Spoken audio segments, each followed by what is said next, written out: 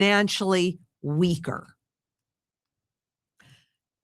What you're looking at here is non-business debts loans liability level. So why are the corporations doing so well? Well, they're doing it because, as you can see, they're doing it with borrowed money. Whether you're a government, a corporation, or an individual, it all works the same in the end. And you know those big tech companies that were always so cash rich? Well, they've been taking on more debt as well, just to fund themselves and what they're trying to do. Now, what you're looking at here is what's happening in interest rates. Remember, bonds or debt are guided by interest rates. And I've got to show you something really, really bad. I'm sorry, you guys, but the 2-year, the 10-year, and the 30-year yields have all broken out. Can you see that? Technically, what that means is that interest rates are more than likely going higher. And investors are looking to be paid more for the level of risk that they're actually taking. This is not good with all of that debt that needs to roll over, all of that debt, that new debt that needs to be taken on at these higher rates.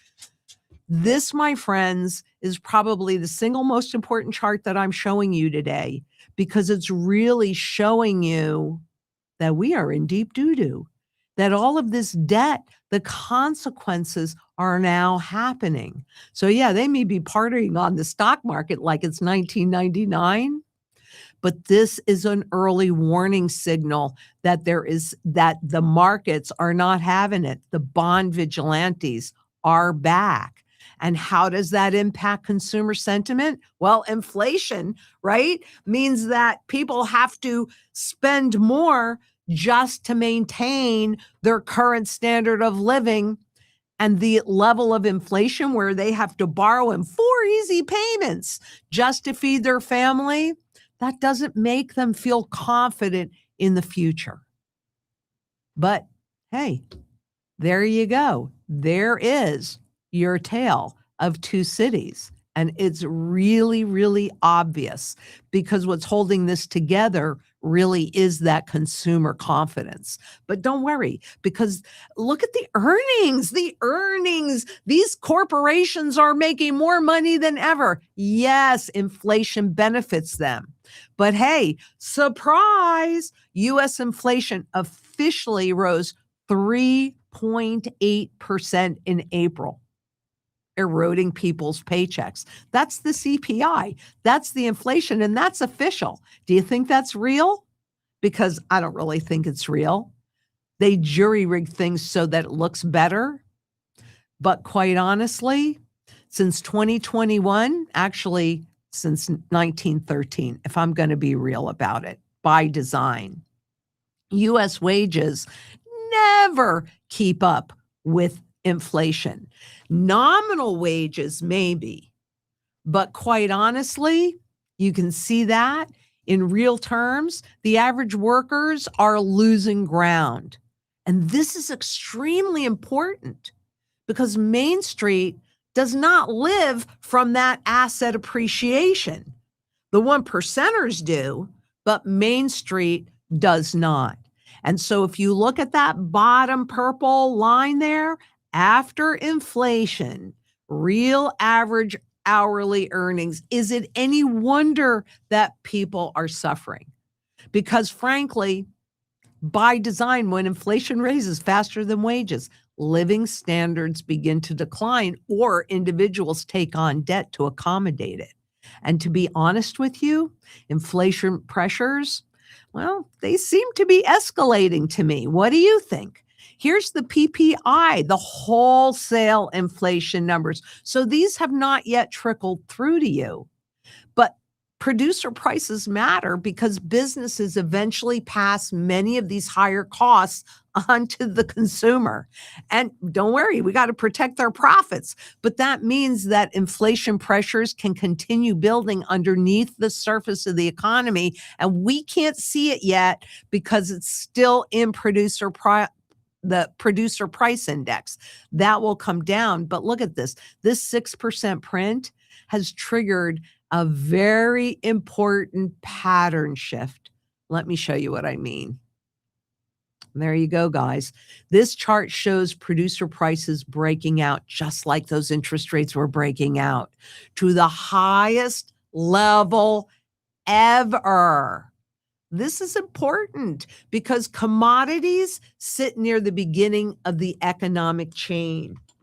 And you can have these paper prices, they can hide a lot of ills until they can't, because when raw materials costs rise, those higher prices, they've got to move. And where do they move through?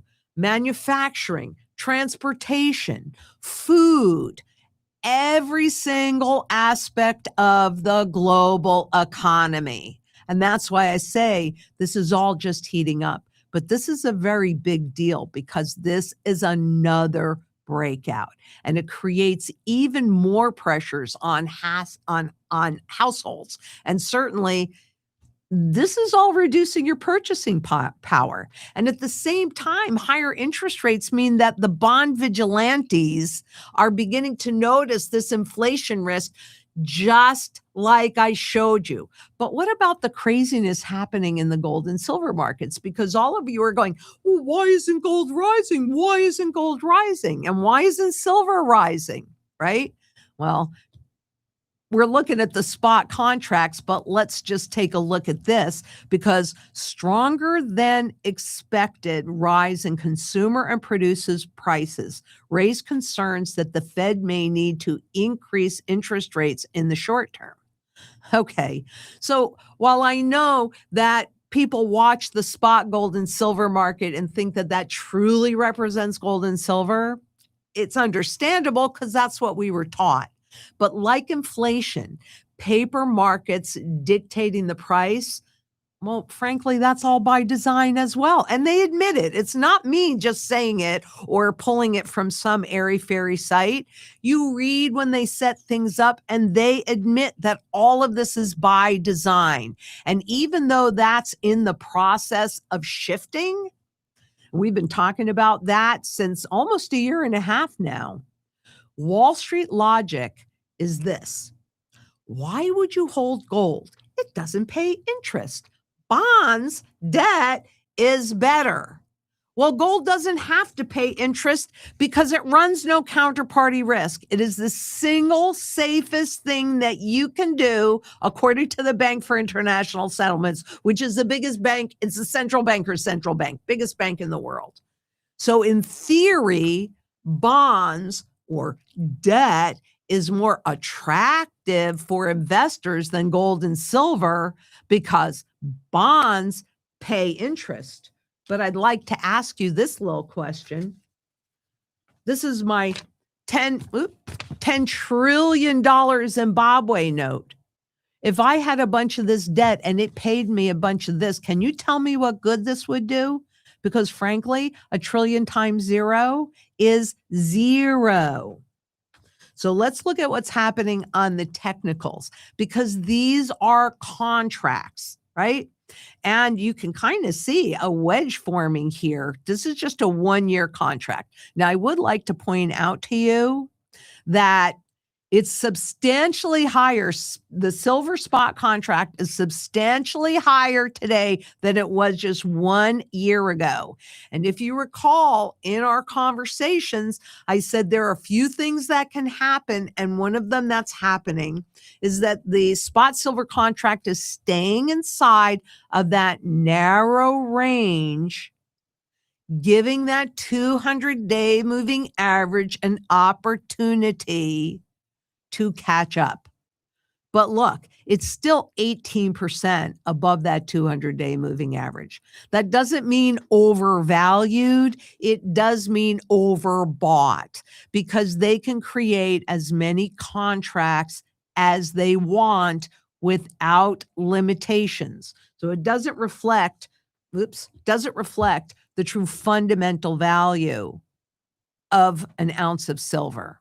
But, last week I showed you that how during this period of volatility, some very large players are standing for delivery on those silver contracts. So let's take a look at it because that's what you're looking at. This is the 6-month silver contract. Now, you can see there's a lot less silver for delivery out, isn't there? Okay, but in the meantime, silver prices are more volatile because they are telling you that there is a major shift that is going on. Here's the technical chart on gold, a 1-year spot contract. Again, I will point out that substantially higher than it was, the contract is just 1 year ago. And we're still 5% above the 200-day moving average, which means that the spot gold contract is no longer overbought. But you can see how it's creating that wedge, like a wedge of cheese, right? And we'll see if it breaks out above or below. And all of this is just from paper contracts, not the real stuff in both gold or silver. And remember, everywhere around the world, the global central banks are accumulating gold. This is the 6-month COMEX gold. Can you see that somebody's taken delivery? Somebody is taking delivery. Even with the price pullback, and I can't tell you exactly what that those contracts are because I didn't put that data in there, but is all of this volatility about keeping you away from buying gold? Because ETFs, to technology demand, physical buyers, this tells us that it is a structural trend, not just a short-term trade. Around the world, retail investors were drawn to gold's price momentum and safe haven appeal, driving bar and coin demand up 42% year on year. So I want you to keep this in mind that those paper contracts, that's one thing. But bar and coin demand up 42% year on year. Demand in China surged 67% year on year, considerably higher than the previous quarterly record. And by the way, do you really think these central banks are going to be honest with us about what they're really accumulating? Because other Eastern markets, including India, South Korea, Japan, also saw an increase in bar and coin buying, contributing to the ongoing structural shift in gold demand.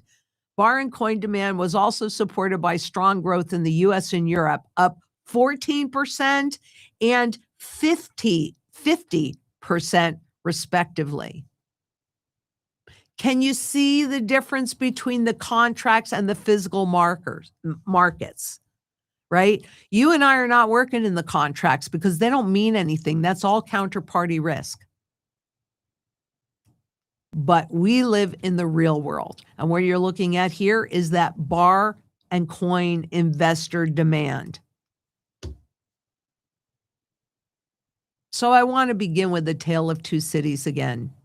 We began with that, and let's just take it to conclusion. Today, I believe there's not one doubt in my mind that we're living through a tale of two economies.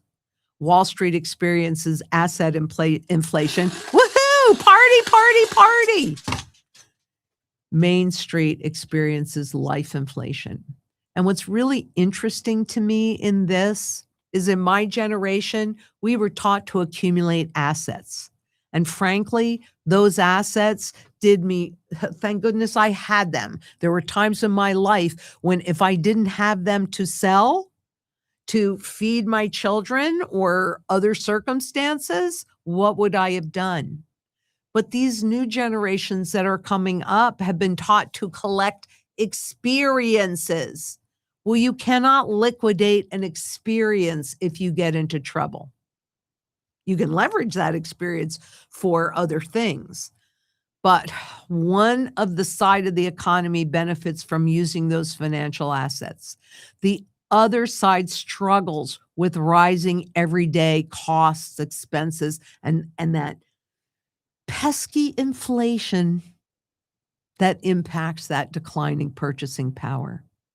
And as debt rises, inflation pressures continue, and confidence weakens more people are turning back. This happens every time to physical gold and silver.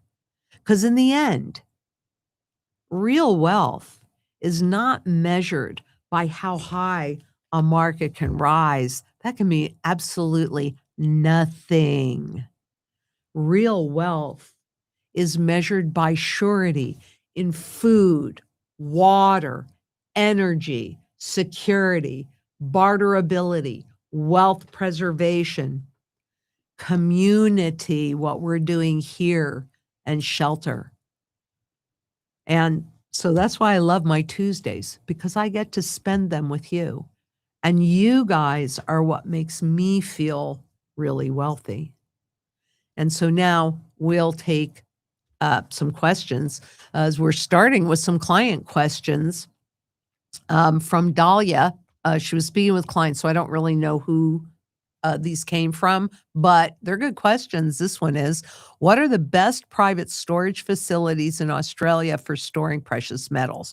I prefer to avoid government affiliated vaults. And I agree with you. I do not like government affiliated vaults either. And a good private vault, the one that I know the most about, quite honestly, is Good as Gold Australia. They do have their own vault. I've been there. I think we have some images of it.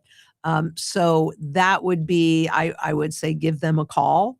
And that is a private vault in Australia that I think, I'm pretty, don't hold me to this because you'll call them and find out for sure, but I'm pretty sure that's in Adelaide. And if a CBDC or fully trackable digital currency system is implemented, how could individuals realistically establish and participate in local barter systems using silver? Well, just because a government system puts something in place does not necessarily mean that you have to use it all the time. And when we're in a hyperinflationary event, yeah, things get very, very local, very, very quickly. And so you'll be able to barter with silver because remember, I showed you I don't think I did that today, but I've shown you in the past that there are 36 different physical users of physical silver. So even when we're on a CBDC or some other digital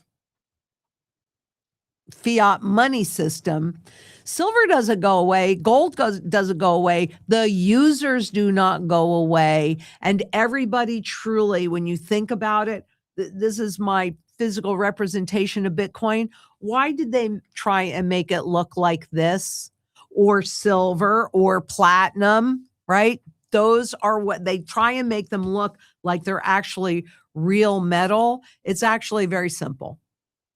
You'll have your fractional silver. Here's the dime card, right? It's 90% silver. So it's not a tenth of an ounce, but it's just easier to think of it like that. A tenth of an ounce of silver. I have strawberries. I don't want no CBDCs. I take the dimes. Or your labor, or anything else that you might have that's physical. It actually will get very local and it won't stop you from bartering at all because we live in the real world. Much as they're trying to push us into the digital world, we still do, at the end of the day, live in the real world. And we have to eat real food, and we have to keep a real roof over our heads, and we have to keep real clothes on our bodies. So that's actually pretty easy. We've seen it through hyperinflation over and over again. I think I've even done some videos on it. In fact, I know I have. So yeah, the CBDC or any other digital currency will will not really matter to your ability to barter for real goods and services in a local way. In a global way, yes, that's going to have an impact. But in a local way, that won't have an impact on that at all. Not at all. And the next question. Okay. In a fully monitored CBDC environment, what practical exit ramps would remain for privately using or liquidating precious metals without every transaction being tracked or reported? Quite honestly, in a fully monitored system, there won't be any way to avoid tracking the liquidation of that. That's why we have to come together on a global basis and make our wishes known. The public needs to take back the power. Why would anybody want to continue to let the guys that have abused us so badly continue to abuse us? Sound money, redeemable gold in the system. Now, you, the public, is in the driver's seat. Not a bad place to be. We used to be there. We need to take it back. So, yeah, there wouldn't be any way. Nothing would be other than that local barter that you'll be able to do. But anything global, anything outside of your vicinity, yeah, they will control everything. If they don't want you to do it, they can just push a button and all of a sudden, like we saw in Canada with the trucker strike, they just push a button and you're cut out of the system. That's why see that whole local community and that surety, food, water, energy, security, barterability, wealth preservation, we got to come together in community to get through this. One person can't do it, but together, 100%, I know we can. I know we can. Locally, but then also globally. And from Instagram, Darcy Gerspach, Darcy Gerspach Swenson asks, where, if anywhere, can we sell precious metals without capital gains? So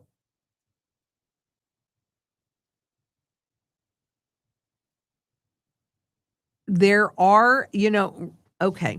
All right. Let me kind of take a breath here. I'm going to have a sip of water. I'll go right back. Okay. This is really the importance of getting sound money, legalized gold and silver back in the system again. If you haven't seen it, I don't know what I did with it.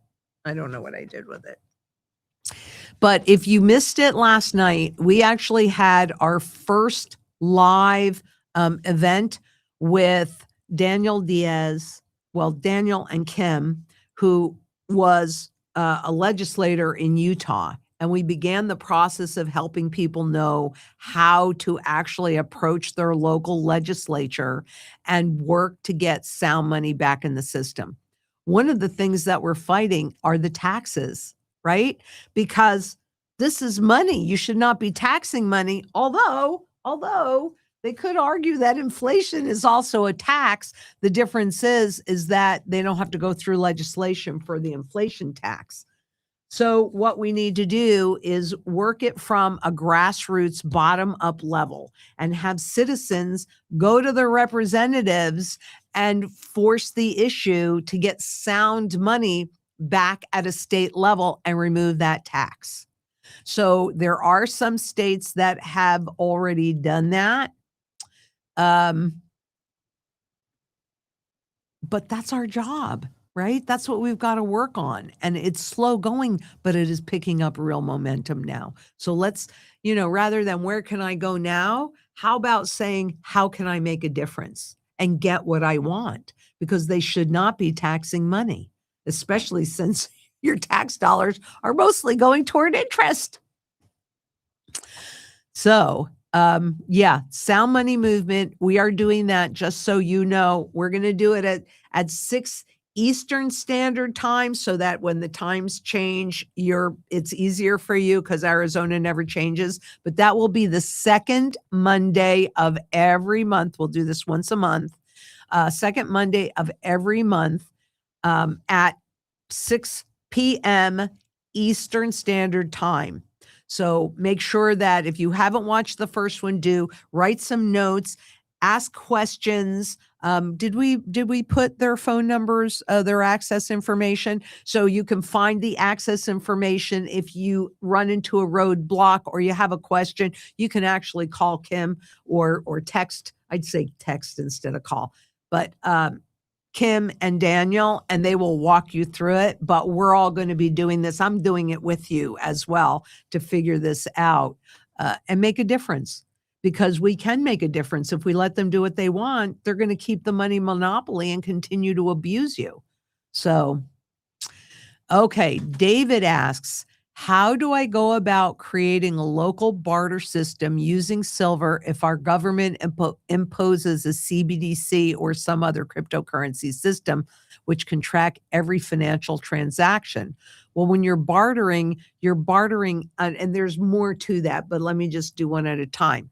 You're bartering outside of the system.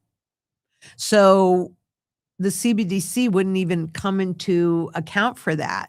Like, for example, if you were to come to my farm and you were to work, you give me a day's labor, you're going to walk home with probably eggs and whatever else we have that we're harvesting at that point. Well, that's bartering. I'm bartering for your labor. It's not going through the financial system. Now, if you work for me and I write you a paycheck, that one is going through the financial system. But the bartering on a local basis, that's not going through the financial system. So that's how you find a group of like-minded people. That's why I say, go to a farmer's market, go to a community garden, get to know who grows your food, give them a day's labor, create that relationship, and now you're bartering, and that is outside of the system. That's why you got to have surety in all of those areas, because if you don't, you will have no options and you will be a slave. What this does in your possession is it buys you freedom, right? Because everything is not going to evaporate. And by the way, too, it is one of the reasons why I like the pre-33 gold, because it's in a different category. I don't want monetary gold. Monetary gold is what they screw with all the time, and they can take away, et cetera, et cetera. This is not classified. I mean, it was money, right? This was a $20 gold piece that was used, but it's not, it's outside of that system. It's outside of that system. That's what gives me a higher level of comfort, because I saw my Uncle Al accumulate like at least 3,000 ounces of gold when it was illegal to hold more than 5.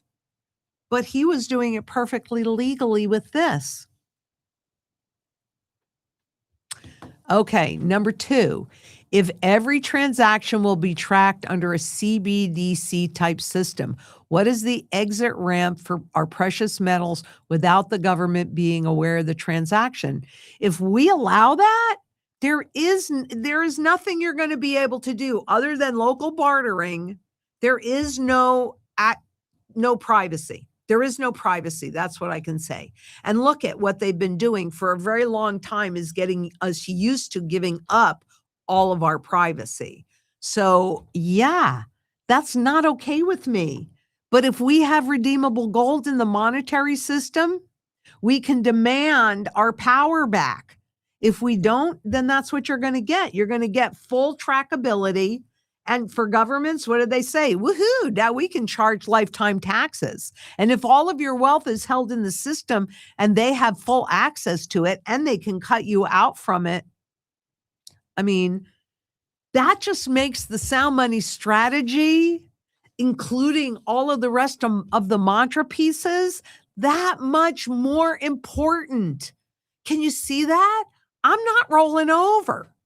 I'm going to have to deal with whatever it is that I'm going to have to deal with, but I'm not going, oh, okay, here, you can have all of my privacy. You can have all of my wealth. You can have all of my work. I'm going, no, you can't. And I'm trying to fight it. And that's why we're a community and why it's so important to get redeemable gold back in the system again. Join Citizens for Sound Money. It's a global movement. Let's make this happen, because otherwise what you're talking about, David, and everybody else before that, right? Is that the kind of world that you want to live in? Is that the kind of world that you want to leave to our children? Because what opportunities do you think that your children are going to have? We live in a bifurcated world right now. That's allowed and enabled and encouraged because of this. Because winners and losers are chosen. In a world where this puts restrictions on how much money can be created and how fast you and I can be abused, it doesn't happen. Let's take our power back. I'm not rolling over. Are you? I'm fighting for you. Can I have the next question, please? Connie Kruger, 8164. Is buying silver Valcambi a good investment? That's fine. I really like silver in any form. I actually think that the best form, especially because you're not paying for it, is junk silver. This is the real stuff on this side. So junk silver, sterling silver, 90% pure, 92.5% pure.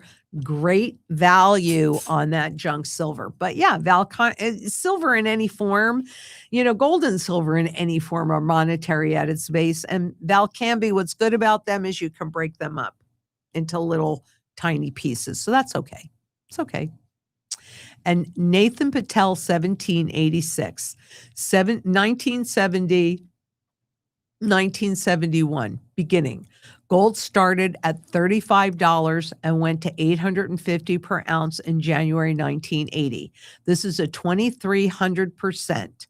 This would put gold at 10,000 10 years from now. Do you think this is possible? I think 10,000 is chump change.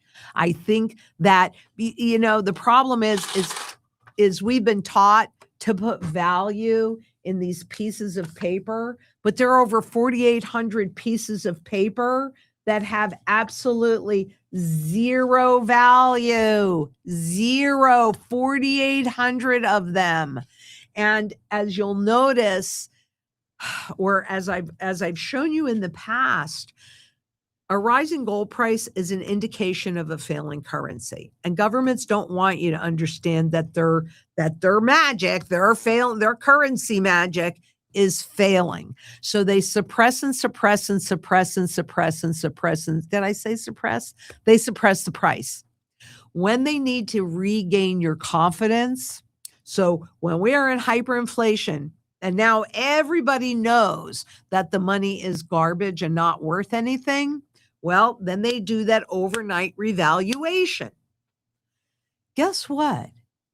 There was a time when everything was priced in terms of gold and silver.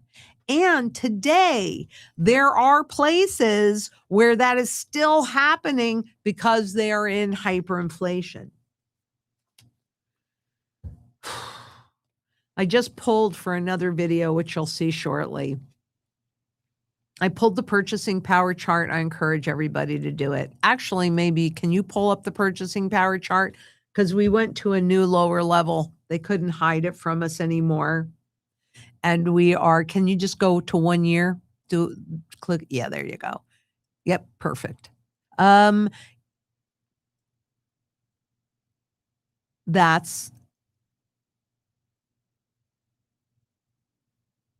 is weird.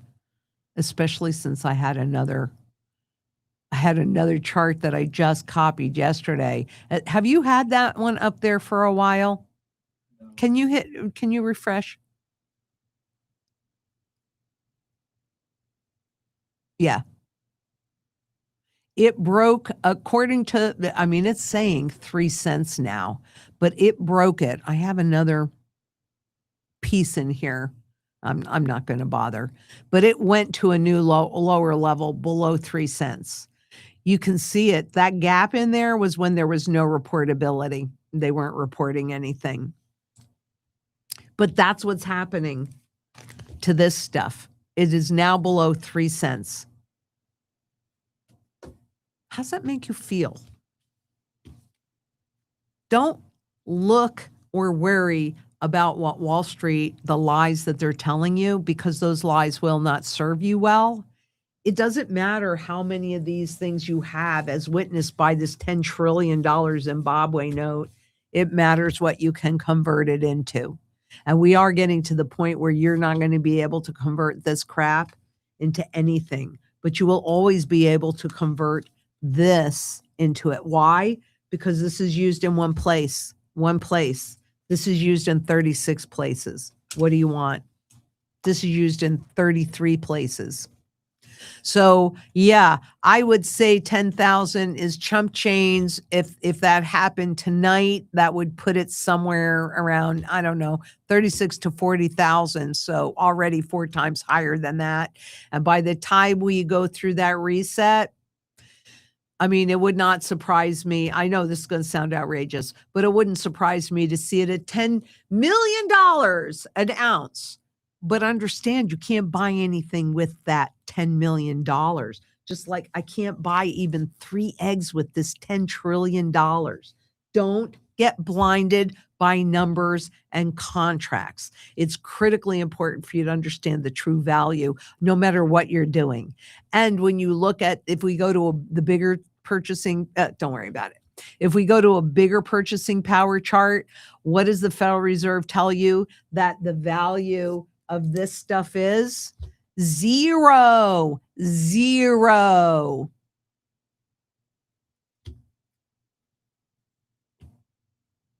I mean, yeah, I think it wouldn't surprise me to see it at 10 million because the numbers don't really mean anything. Can I have the next question, please? A J Betty 3532. Hi to all. When are the signs to the revaluation of gold? We got to go through the hyperinflation. So we've got to have a lot of pain first, which is why it is so critically important for you to get your strategy in place and executed. What I showed you in the bond market, I did a piece on it much deeper. I think that's coming out on Thursday. Make sure that you watch that because quite honestly, interest rates are going up in a period of time when we need to, governments, corporations, and individuals too, need more debt just to try and stay where they are. But for governments and corporations, you've got interest rates that are now compounding and you got a hockey stick upward. So at a point, we are getting to a point where any of the revenues that the government generates is going to have to go to the interest payments, isn't it? Who does that interest go to? The Federal Reserve. A private corporation. Please, guys, let's just take our power back. And Ernest DeBella. Okay, so I hope you did not hear how awful it sounded, but that rock and roll hoochie coo was for you. So rock and roll doom loop hoochie coo. Ooh, okay. Is there a difference between a devaluation and a revaluation? Are they both currency or is one of them gold related? A devaluation is that inflation. And so they try and have it at a low enough level that you don't change any of your behaviors. You just take on more debt to try and maintain everything. A revaluation is when they take something that has no intrinsic value and is used in one place, and they do a revaluation, an overnight revaluation. So that does include gold because gold is the primary currency metal and it is all intrinsic value. And it's all intrinsic value because it's used in 33 different sectors of the global markets. It is God's money, quite honestly. Gold and silver are the only monies that have not been created by man. They hold up much better. So the revaluation is that overnight, and then you will see gold begin to express to its true fundamental value, much higher than where you're seeing these spot contracts today.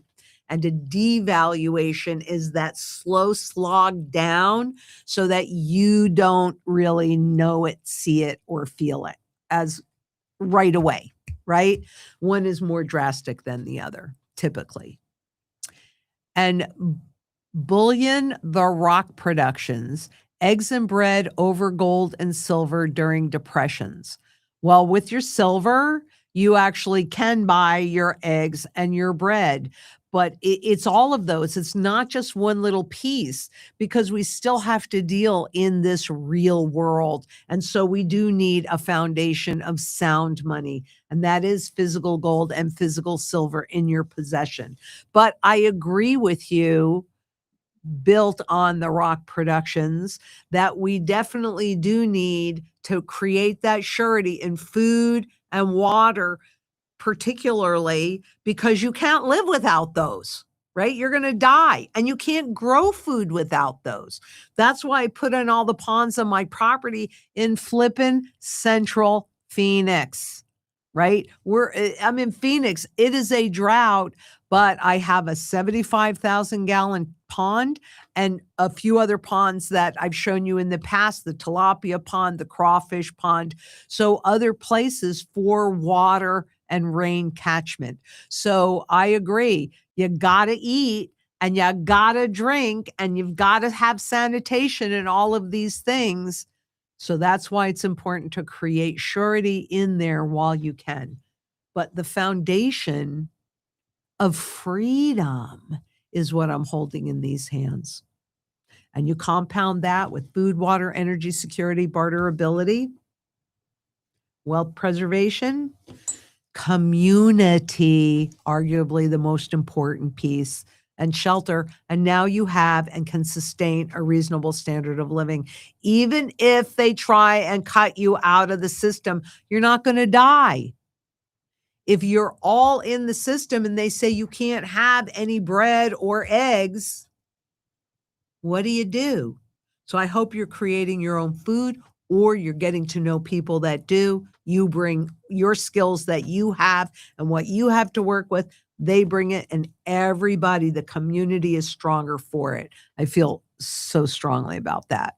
So strongly. Oh, can you lower that just a little? Thank you. Okay, so this is from Jules F6042. Lynette, love you, and the Zang team. Thank you so much. We're here to be of service. Could you explain, please, the 2-year, 10-year, and 30-year yields and what bonds means? Yes, I absolutely can. Let's go back. Can we go back to all right. Excuse me for one sec. I wish there was an easier way to do this. Oops. Oh, great. Wow. I kind of goofed it all up, didn't I? Okay. So let's go back.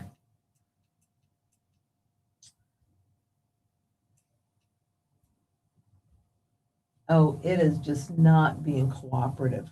All right. This is better. This is what I want. Okay. Oh, thank you for taking that off so I wasn't driving everybody crazy with it. Okay. Okay. Now, if you can pull up the bonds. All right. First of all, bonds are debt, right? So people borrow, governments, corporations, they borrow for 2 years or 10 years or 30 years. And there are even some bonds that go out longer. But being clear that when yields go up, it's about a couple things, all right? Number one, it could be that investors are nervous about what's happening, and so they want to be paid more to loan them, whoever it is. These happen to be government bonds, but they want to be paid more to loan them money, right? It could also be, it works like this. right? So if these are yields and this is the principal of the bond, and this is when the bond was first issued, okay? So in the beginning, everything is straight right across.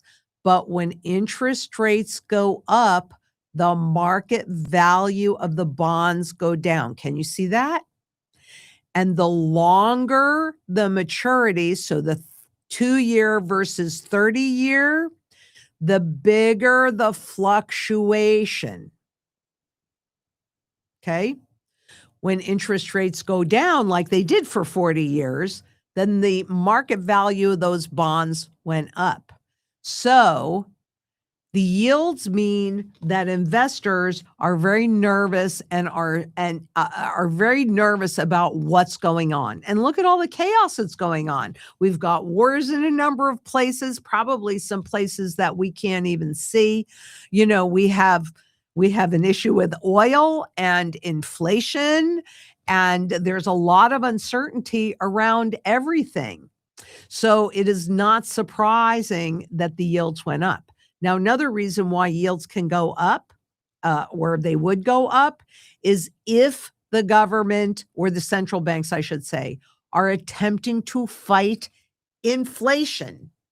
Because when interest rates go higher, fewer people borrow and spend. It creates a deflationary environment. And so, therefore, it suppresses the rate and speed of inflation. At least that's in theory, because it's clearly not what's happening now. But that's the way it's supposed to work, right? There's only one way, makes it so simple. One way to fight inflation. That's with higher interest rates, more people borrowing and spending. Wait, higher interest rates, fewer people borrowing and spending. That pushes inflation rate down. Or, oh, I'm sorry, I'm having a challenge today. Let's see, 2 years on what the bonds mean. When the interest rates go up, they're trying to tamp down inflation. What corporations want is interest rates to go lower to make it cheaper to borrow and roll over all of that debt. That's not happening. And when I'm showing you these, can you see how where I have that circle on there at the end? Can you see how every single year, 2-year maturity, 10-year maturity, 30-year maturity, every single one of them have broken out, which means that this is very broad based. It's not just entities fearful of the long dates. This is also happening in the shorter dates. So the 2, 10, 30, that's telling you the year of maturity. And then these are the yields, and you can see all of them are broken out. I'm afraid I made that as clear as mud. Why don't I do a 101 on bonds? I'll do a 101 on bonds because I feel like this was very disjointed. I didn't like the way I was able to answer this. I'll make that happen for you. Okay, we can, and you can take that off the screen, and we'll go to Cheryl White from Facebook. Should I keep or sell a solid 999 pure silver sculpture, 610 troy ounces? Well, that piece is entirely up to you. It would not be good for barterability, but it would certainly rise in value. And frankly, with some of the antiques, like you see me wear jewelry a lot, and you've seen some, well, even like, stuff like this, right? These have, and the coins, right? The pre-33s, they have value in addition to just being the weight of silver. And so that piece that you have would also be that. If you love that piece, don't sell it. Just enjoy it, right? It's always going to hold its value. If, however, what you want from that piece is for barterability, that won't work. So in that case, it might make some sense to liquidate it and convert it into something that's more usable. But that's why when you call us, we're all about what are your goals? What are you trying to accomplish? And we put that first.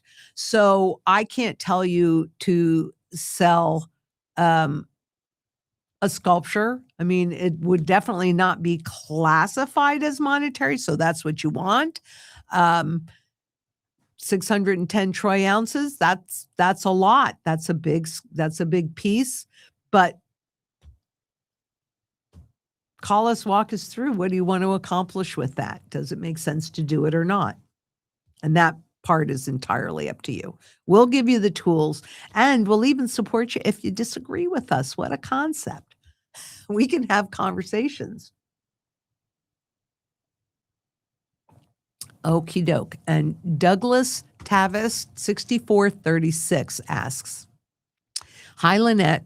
I know what the COMEX registered supply is, and although they could run dry any given month, when is your guess as to when they default? Wow. I mean, they have defaulted, and what they've done is paid out in terms of this crap, a premium. I don't know. Timing is always the biggest challenge of any technician. Let me take a look at something here. That's not what I want. That's not what I want. Okay. So they don't really have all that much left. I mean, I don't know. I don't know. I'm sorry. Well, we could ask the magic 8 ball. Maybe the magic 8 ball knows, or the crystal ball. Let's try this. Okay. When is your guess as to when the COMEX will default? Outlook, not so good. So that would tell me sooner than later. It wouldn't surprise me because the shift that started almost a year and a half ago seems to be speeding up when you're looking at the declines in the COMEX, because there are entities that are taking delivery. That tells you a lot. But when are they going to run dry and when are they going to default?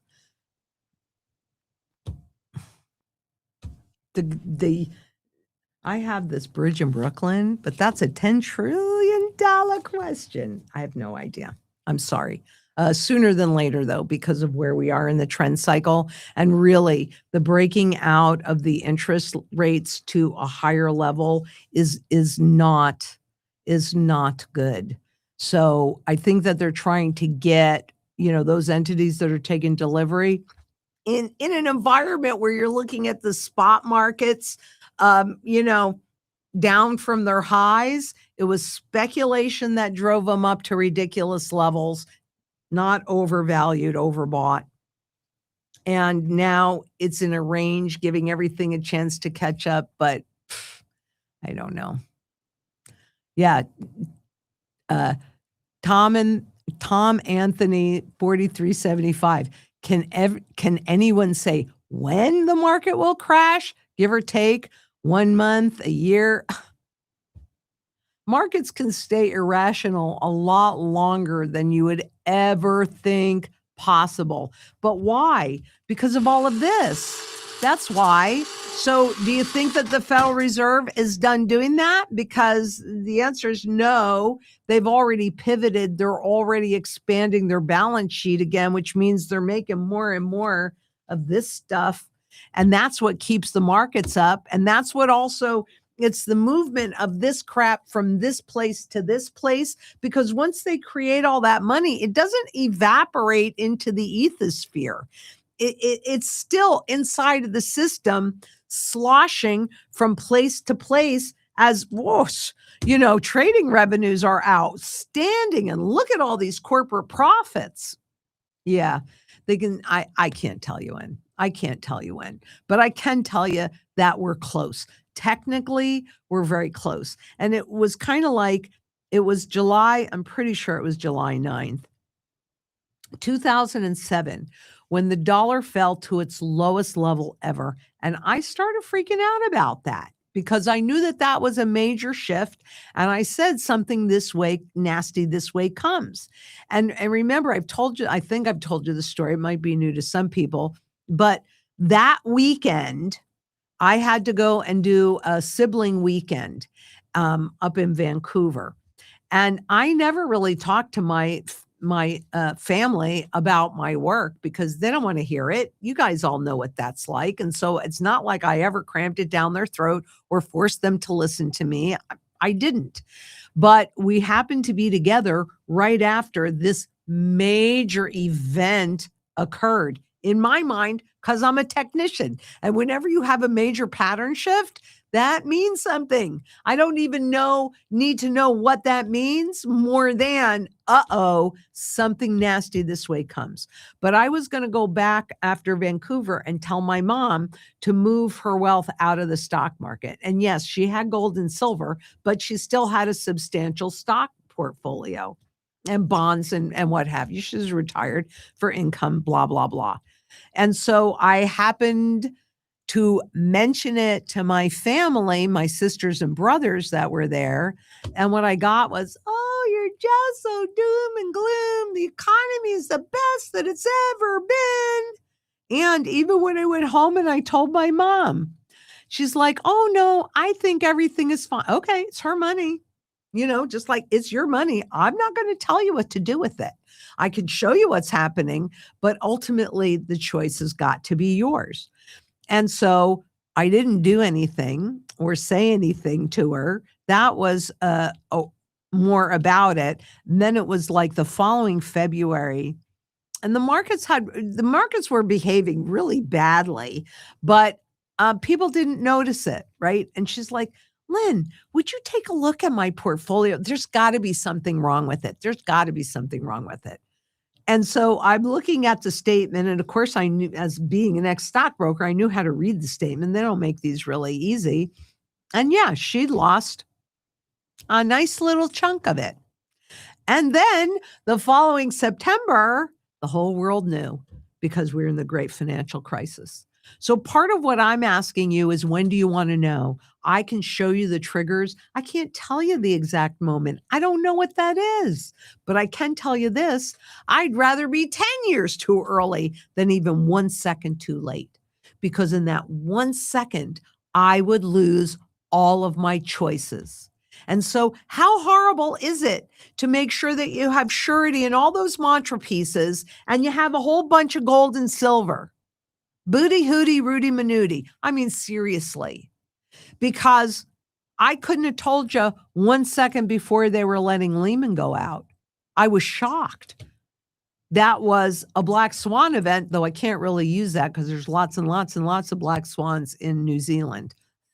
So they're actually more common than white swans. But I can tell you, something is going to come out of some of this experimentation, whether it's AI or the cryptos, whatever it is, all of this massive shift that they put in all of these safe harbors so that no matter what happens, just like 2008, who went to jail? Nobody. What they did was disgusting and despicable, but oh well, it was legal. And the same thing is happening right now. So I don't know when. You don't know when. None of us are going to know when. But I'm going to tell you this. You want to be ready whenever it becomes obvious to everybody. It's happening right now. I'm showing you that it's happening right now. And I'm how do you go bankrupt? Slowly at first and then very rapidly. You got to get things in place while we're still in the slow phase. And what I showed you today, I don't think we're in the slow phase anymore. So, could it be within a year? It certainly could be. Could it be within a week? Yeah, it certainly could be.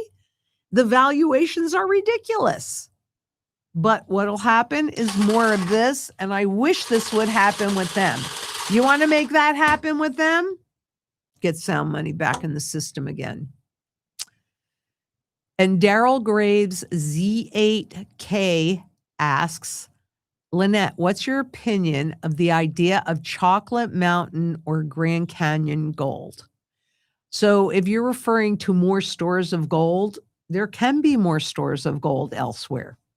I mean, the Department of the Interior runs a report on an annual basis of gold and silver yet in the ground all around the world.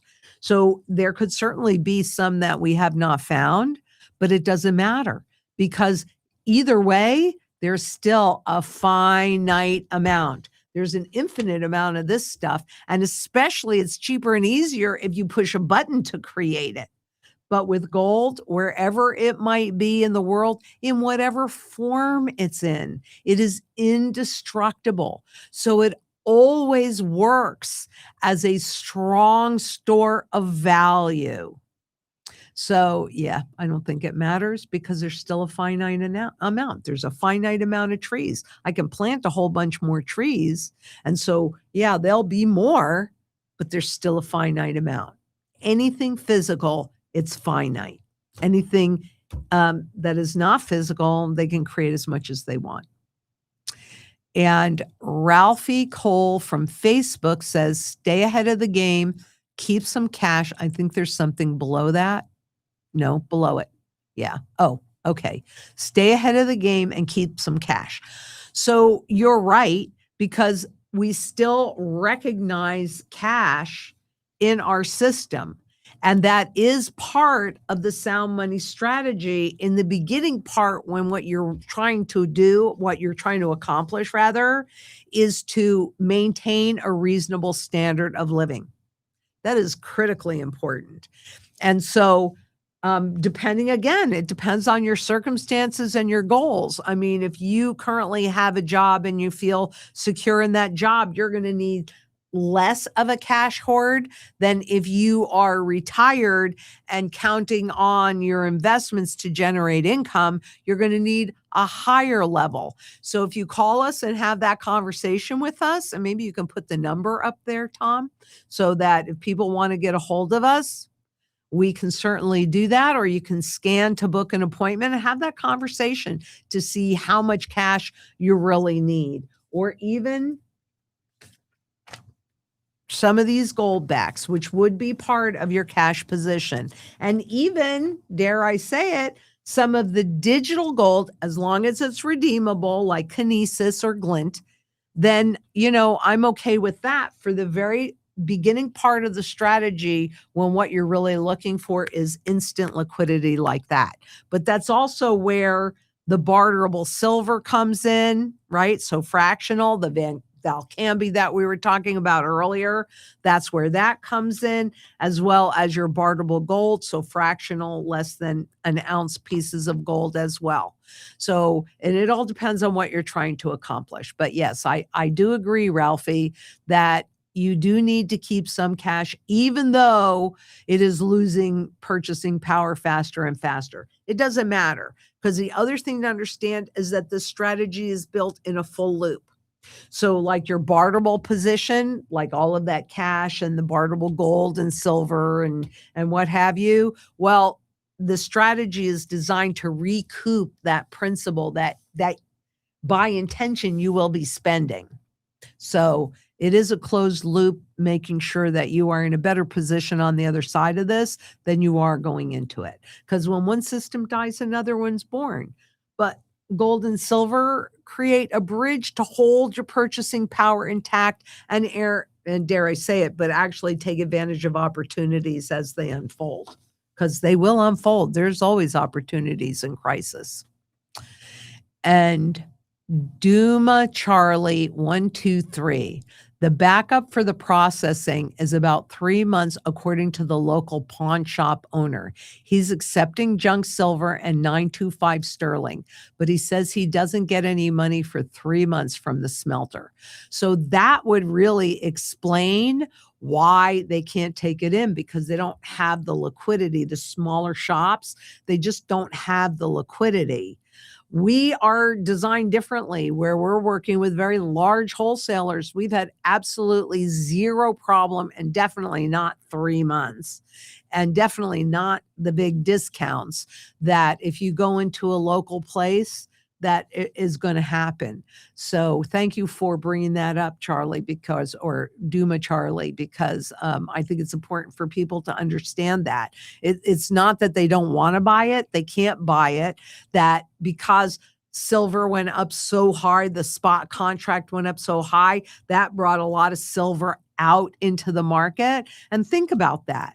So now you have some silver or you have some gold, and because the spot market went up, and you go, well, I'm just like asking me about the statue, right? So I'm going to liquidate it to capture those gains. It's chump change. It is so cheap to its fundamental value. It's a gift. Central banks are taking advantage of this gift. Smart money's taking advantage of this gift. And hopefully you too are taking advantage of this gift. And at Bill 457's nines, so a dollar is 3 cents in terms of purchasing power, right? Nominally, the dollar's the dollar, right? This does not change. What changes is have it upside down. Not that it matters. What changes is what you can convert it into. So out of the original dollar's worth of purchasing power, according to the Federal Reserve Education Department, the Fed, there is 2.9 cents in terms of purchasing power remaining out of that original dollar. And by the way, if I explain something and you still don't understand it, that's on me. That's not on you. Let me know, and I will try and explain it again, just like I'm going to do a 101 on bonds, or I'll try in this conversation as well. So Bill, did that make sense to you? Nominally, this does not change. This is how they get you suckered in. You think it's a $20 bill, but think about what this $20 bill even bought you a year ago.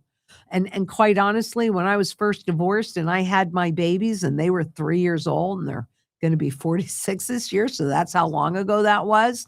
But I had $20 to go to the grocery store with and make that last as long as I could.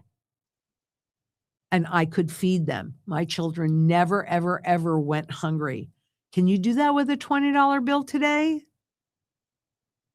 No flippin' way. No flippin' way. So, and if you don't understand it, let Tom know and he'll let me know and I'll try again.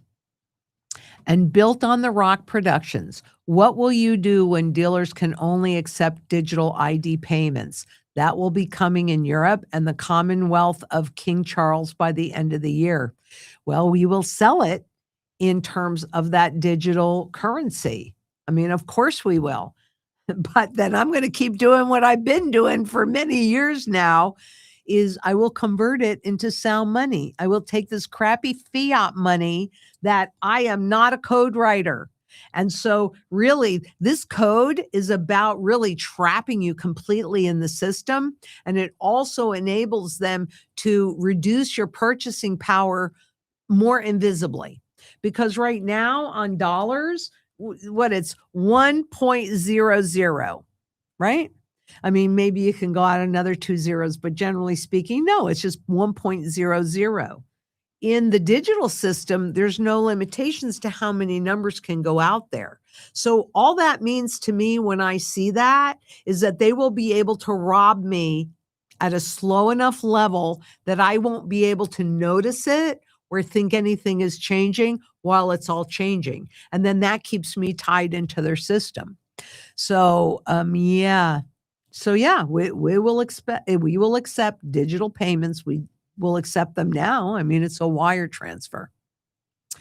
And Bill 457 S9S, but during the Depression, we was on the gold standard.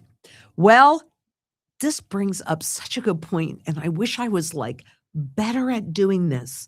Yes, during the Depression, that was the kickoff. In 1913, you know what? I've been wanting to do this for a while. Bill, can you just bear with me for 1 second? Because Kelly did a phenomenal job of converting this original chart from the government on how that whole thing went out. So I'm going to do something on it to make it clear. I've been wanting to anyway. I just haven't. So I haven't gotten to it yet, but I will. You captured that. Okay.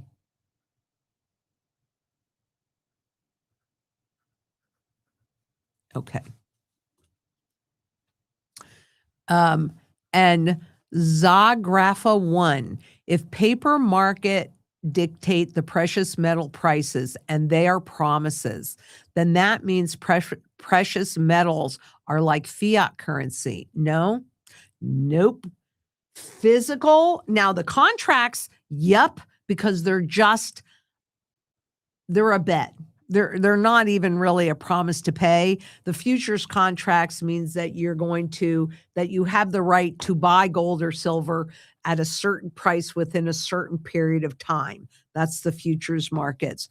That is fiat. That is just a promise. But the physical metals that you hold in your hand are not fiat at all. And that was the whole goal of the spot gold and spot silver markets. They even said that was to create a large paper market to control the visible price of what the public sees. So no, the contracts, yep, just like fiat money, garbage. But the physical, that's sound money.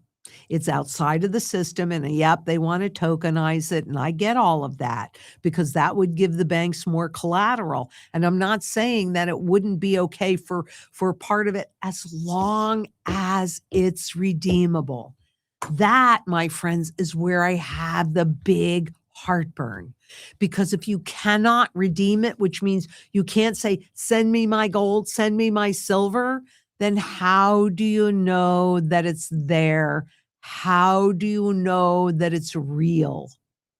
Because then it's just a contract. So in that contract, I have to have it redeemable or I'm not going to be okay with it, whether it's digital or anything else, right? I want it redeemable, or I'm just going to hold it myself because there's no law against me holding this, even when we go to a new system. That's one of the reasons why I like the pre-33s.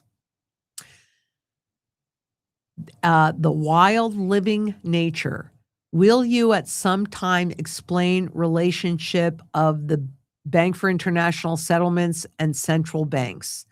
Well, yeah, really simply put, the Bank for International Settlements is the central banker's central bank. So they are kind of the enforcers of the rules. And that's what makes them the biggest and most powerful bank in the world because, well, we've got 196 countries in the world, and out of them, I believe 189 are all members of the IMF. So, I don't think North Korea is a member of the BIZ or their central bank, and there's not a lot of information you're going to get out of them. But the BIZ is really about instituting and monitoring and enforcing the banking laws that the IMF comes up with. They're the central banker's central bank. Again, I probably can do this better. If that explanation wasn't enough, let Tom know, and I'll create something for that. But make no mistake, all of the financial institutions and corporations, I know some people don't like when I say this, but I don't know a better way to say it. They are incestuously intertwined and interdependent. It's not a good system to be. I want us all to be as independent and self-sufficient inside of community as possible, because that's where our real freedom is. And next question, Shanuf 5878. Between waiting for the markets to crash, been waiting for the markets to crash for 11 years. Really? Because it's been longer than that. But look, what supports these markets but just the printing of all of this stuff? And so if you look at any of the Federal Reserve charts Those gray bars that you'll see are official recessions. Take a look at them. What you'll see is every single time we hit a gray bar, Federal Reserve comes out and prints a whole bunch of money. Who gets that money? You and me? No, no, no. The corporations that are around the Federal Reserve, which is also a private corporation, they get that money first. Then it gradually trickles down. And by the time you and I get it, it has a whole lot less purchasing power. But even in that moment, when it first comes into your hands, it has the most purchasing power that it will ever have. Once we are in a digital system with the CBDCs or stable coins or whatever that is,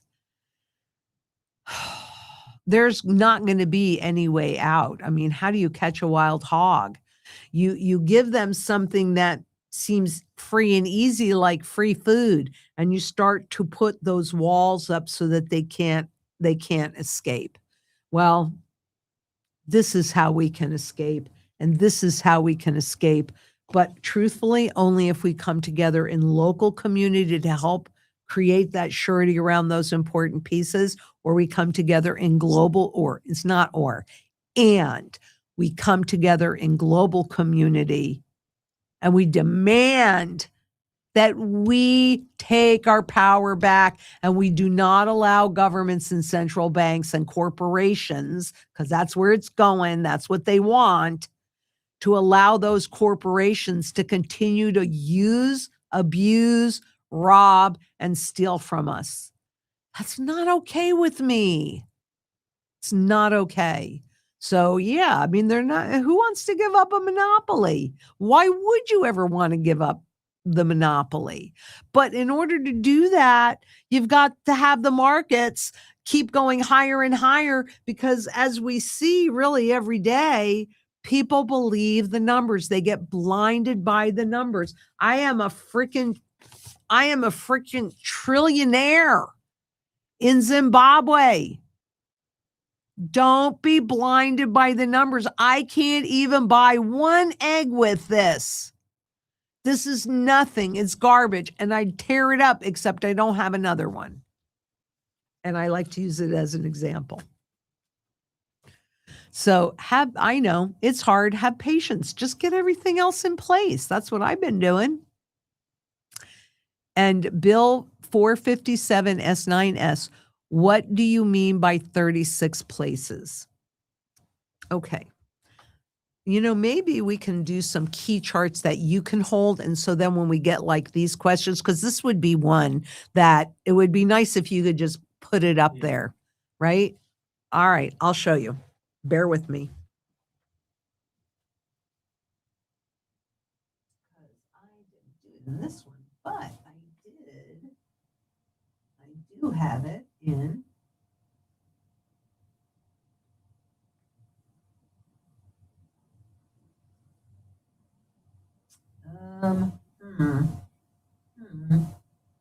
oops. Oh, I think I'll just open that back up. File open, and that would be, okay, I think I did it in here. I did. Okay, if you would put that up, please.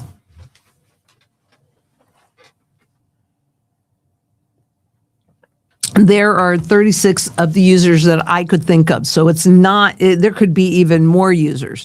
But what I mean by 36 places, it's actually users of physical silver on a global basis. This is why it is above all governments and central bankers' ability to inflate away, because the demand and the utility of silver and gold are so great.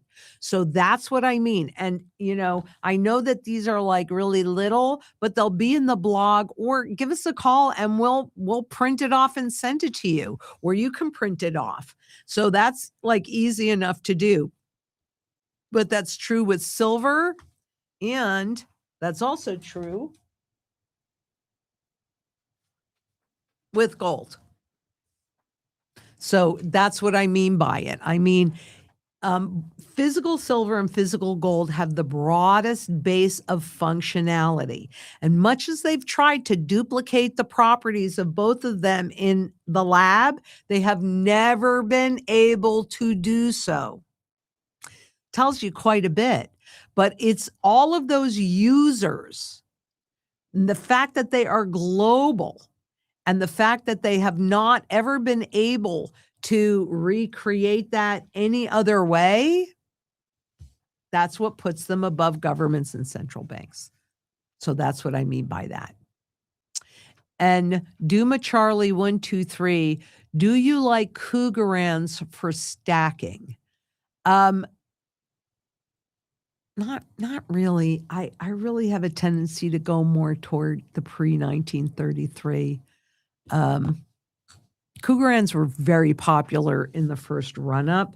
I mean, they're okay. They're gold, but they have to be old ones. And then I'm good with that, because I don't want to be in the monetary gold category, because that's what has a tendency to get confiscated. Desperate governments do desperate things. Can I guarantee that there's going to be an overt confiscation? But what do you think the taxation is? What do you think the inflation is?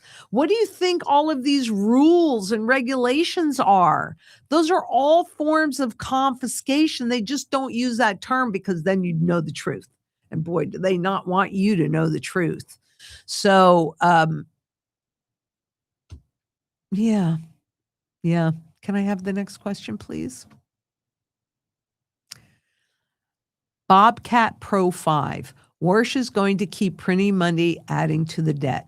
Yeah, it's going to be hard for him to lower rates right away because of those two hot PPI and CPI prints.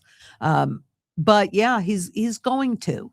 And let me tell you, we talked about this in the past. I don't know that I've talked about it for a while, but we have definitely talked about this in the past, where they are easing. Like, if he were to drop rates right now, look at the money conditions. Money conditions and the ability for corporations to get money is as easy as it's ever been. So printing more money, easing into that kind of circumstance, is so dangerous. And I got to say, I'm really thinking that they're losing control. They don't want the 30-year or the 10-year or the 2-year bonds up this high. Right? It exponentially pushes interest payments due. I mean, it destabilizes everything. So they're really damned if they do and damned if they don't. If they raise those interest rates to control the rate and speed of inflation, not fighting inflation, that's just a lie. It's just a lie. But, if they raise the interest rates, or with interest rates like this, if fewer entities borrow and spend, what does that do to the growth in the economy? It's not good. But then when they lower the interest rate, inflation goes up much faster, and the public notices, and they have already lost confidence, as witnessed by a recent confidence rating grading the lowest that it's ever been. They're in a rock and a hard place. And yeah, these things can take longer than anybody wants. And yes, I've been talking about this forever, but I've not been staying at the same place. I've been showing you over all these years that I've been doing this. And that's since 2002 in the metals markets. I've been showing you the evolution. I mean, it used to be, if spot gold moved 5 cents in a day, that was a pretty big deal. Now to see it move $100 or more, pretty normal. It's an indication of where we are in this trend cycle. And yeah, he probably will keep printing. They don't have any other choice. There's no other tool. And Jerry Mandarin 6. Didn't the farmers beg for more silver to pay debts, or was that another time? I'm not sure exactly what you're referring to. But if you grab that for me, then I'll see if I can figure it out. And Ernest DeBella, Lynette, recall my toilet flush analogy when people ask when Comets runs out of silver. Yep, down the drain. It's true. Can I have the next question, please?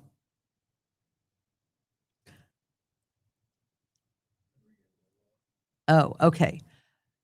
Nothing is real, N8G. Used to call this melting up, and you were so adamant that the whole system is going to crash and gold would hit 10, 15, $20,000. The reset is upon us. Yeah, it is melting up. And I am 100% certain that it is indeed melting up. Nothing matters. Stock market's going higher, making new highs, extraordinarily overbought. You think gold and silver were overbought? So are the markets, especially since all you can convert them into is this crap that is worth nothing. So, yep. And I have not stopped calling it melting up, by the way.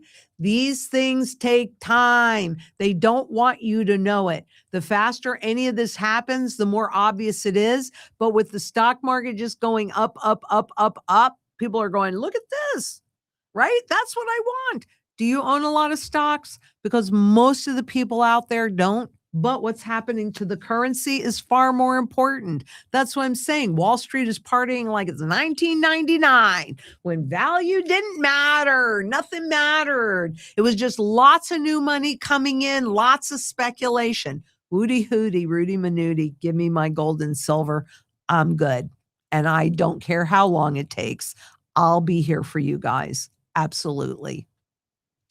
And the Silver Angel 3760 asks, what's more valuable, diamonds or gold? Why do most women want diamonds? Well, that's really kind of a good question, but gold more than diamonds. And the primary reason why diamonds cannot be used to back a currency is they're not divisible.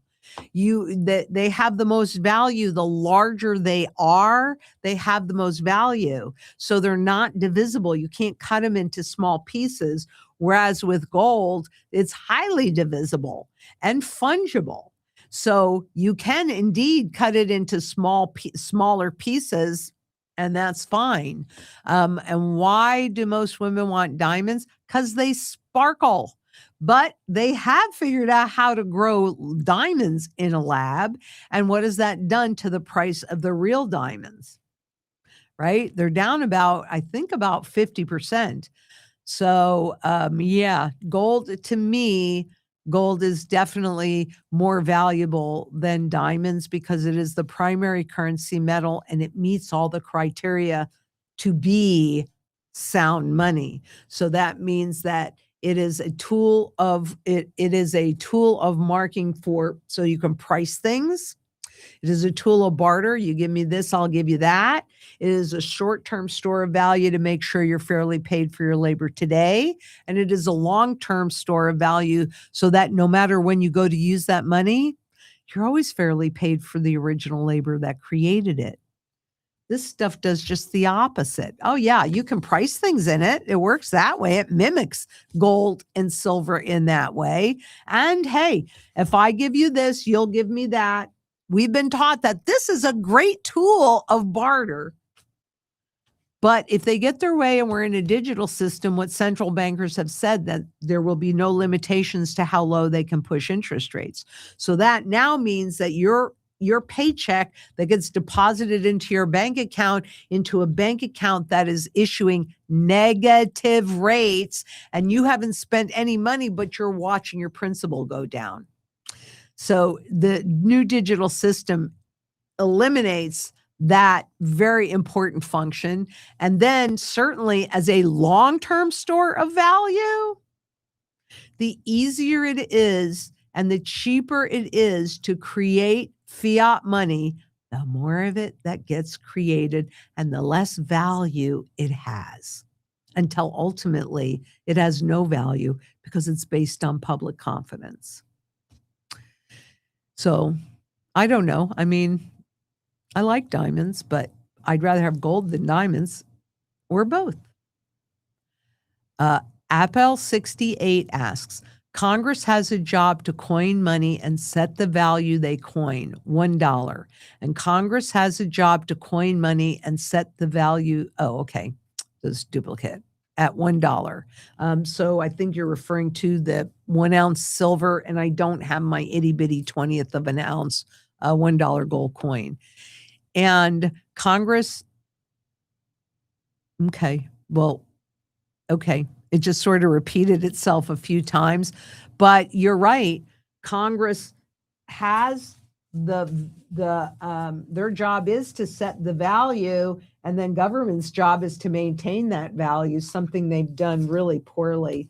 And I don't even have a dollar in here, but remember, there was a point where the 1 ounce of gold was equal to a 20th of 1 ounce of silver, rather, was equal to a 20th of an ounce of gold, and that was equal to a $1 silver certificate or $1 Federal Reserve note. Well, we're somewhere around 4,500 even on that spot contract with this. We're somewhere around what? I think 70 something dollars an ounce on this. Huge difference, even if you divided that by 20. Huge difference. And what's the value of the dollar? Oh, 2.9 cents. Take your pick. And Renee Dupree's asked, could any country revalue gold to change the global price of the metal? I do think we saw Zimbabwe, and we've seen countries do that overnight revaluation. Venezuela, Zimbabwe, Turkey, Egypt. I mean, the list, there's over 4,800 countries that have done that and are in the process of doing it right now. Oh, I might need to sneeze. See, it's true. But I do believe that this go around, because this is a global issue, that it will be in a globally coordinated way. I could be wrong. I could totally be wrong about that, but I don't think they want to give anybody a place to escape. And keep in mind that every single country has a gold revaluation account. Every single country does. So it's how they deal with the debt, because the debt is not payable, right? If we're looking at it on a global basis, then spot would have to be at somewhere in the vicinity of 36, 40,000, whatever it is, somewhere up there to cover all of the debt that's been created. Forget the derivatives or anything else. We'll just deal with what they say. If we just did it in the US, that number is 135,000. So could the US do the revaluation and then force it to the rest of the world? Probably, because we're still the world reserve currency. But I really do think that this is going to be a globally coordinated effort.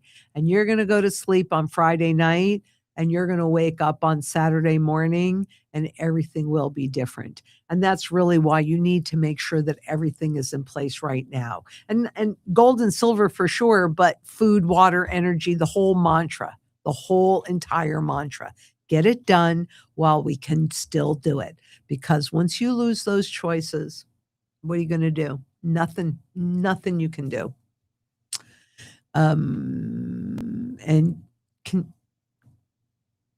Okay. And Jerry Mandrin 6, following up previous question. Sorry, I was thinking about Gilded Age. Oh, and the panic of 1893, when the USA was exclusively on the gold standard and the debts couldn't be paid. They begged for the bimetal. Yes, and that's what we do too. The sound money strategy is a bimetal strategy for different purposes. So didn't the farmers beg for more silver? Sure, because this carries a whole lot more wealth in a small package than this does. So yes, you need both. That's why it's part of the strategy. You're not going to go and buy strawberries with an ounce of gold. We'll probably get a whole bunch of strawberries with an ounce of silver, but you want fractional sizes. And we can determine that just by going through your goals and your current standard of living and what you're trying to accomplish. And then that's how we design the portfolio. Thank you for the clarification. An optimistic beekeeper, Highland. Oh, by the way, we just harvested our spring bees. And I didn't know this because years ago when I had somebody else, Colin is now doing the bees, but they would take the whole comb off. But no, Colin just shaves off half the cone. We get twice as much honey, and we just had a harvest. It's so good. So anyway, hi, Lynette. Fed Up. Yeah, I think I have it in here somewhere. Is a great book. Have you ever interviewed Danielle DiMartino Booth? Would be very interesting to hear. Great live stream as always. Thanks. You're very welcome. And yes, I have indeed interviewed Danielle DiMartino Booth when I was at the old place. And actually, I think she is going to be at the Nomad Capitalist event. So I'm about to see her, and maybe we'll have her on the channel. It is a great book. I agree.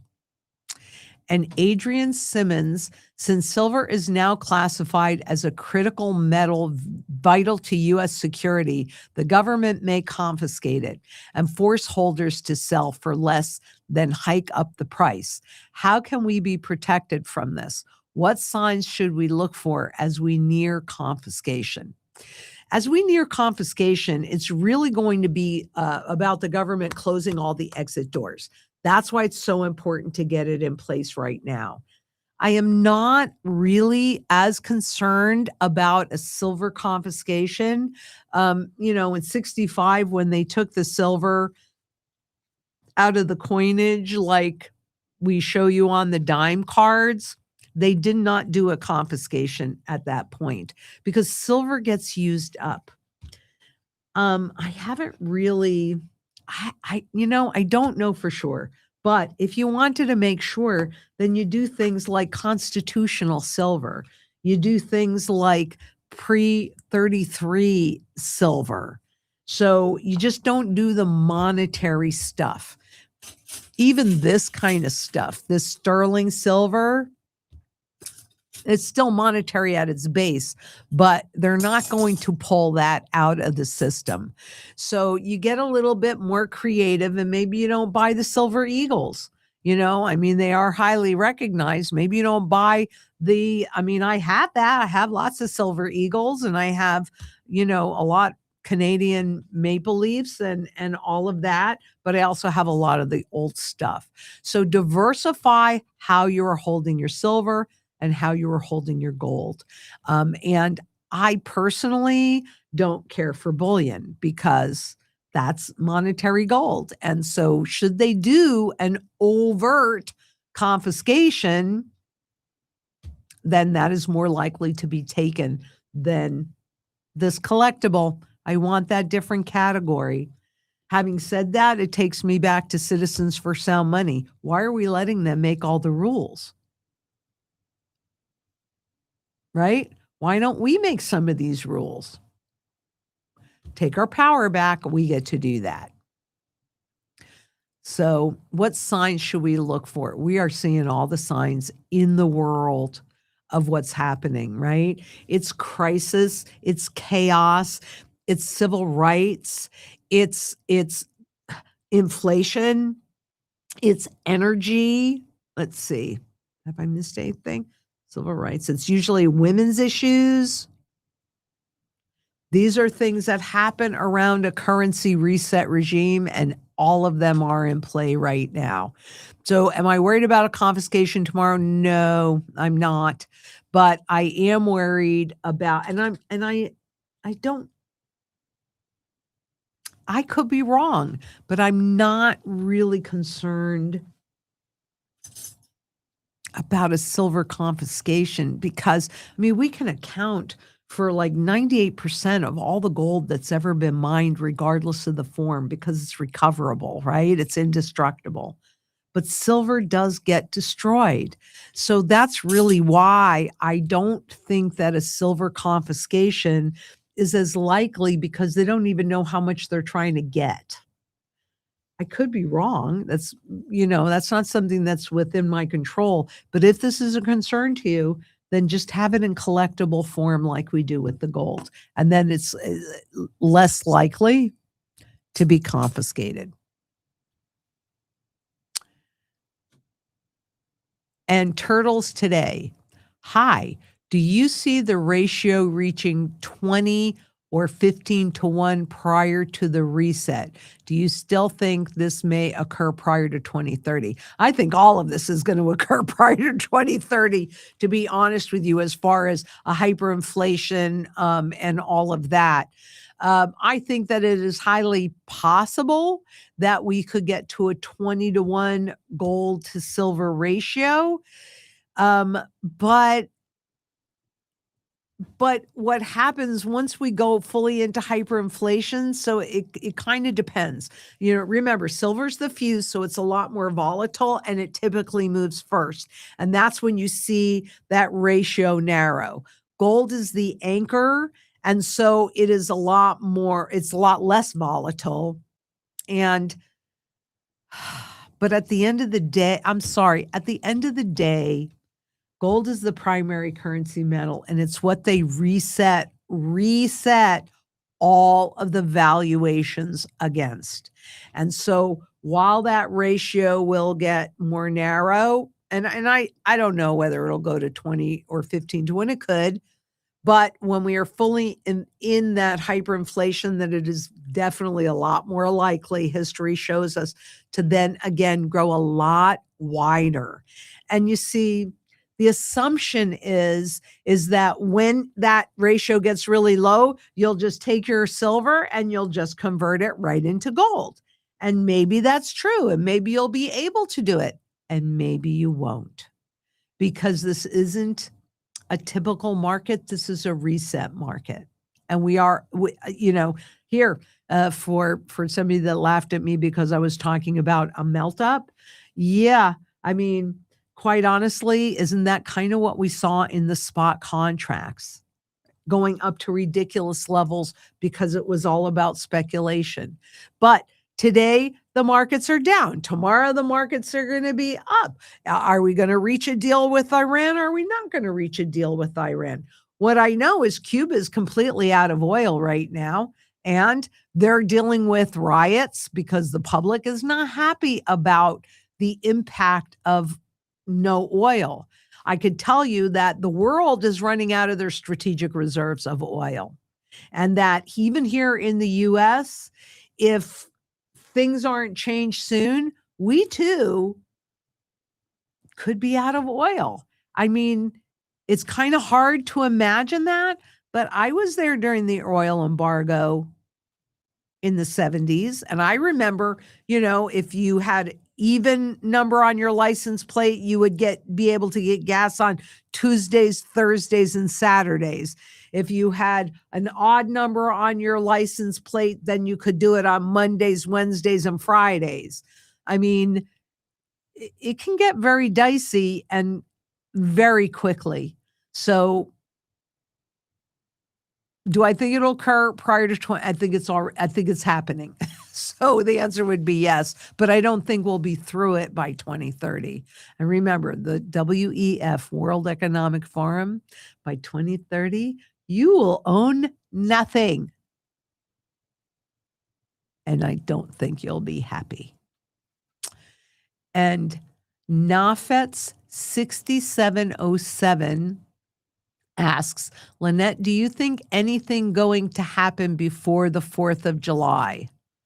Yeah, I actually do think that something's going to happen before the 4th of July.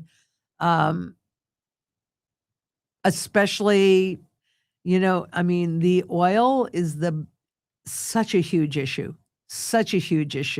not easily resolved. So yeah, if we cannot get this issue resolved, and even when it is resolved, the damage that's been done, it's going to take a while to work through the system and to rebuild all of those oil derricks and all of everything that's been destroyed. So yeah, I do think something's going to happen before the 4th of July.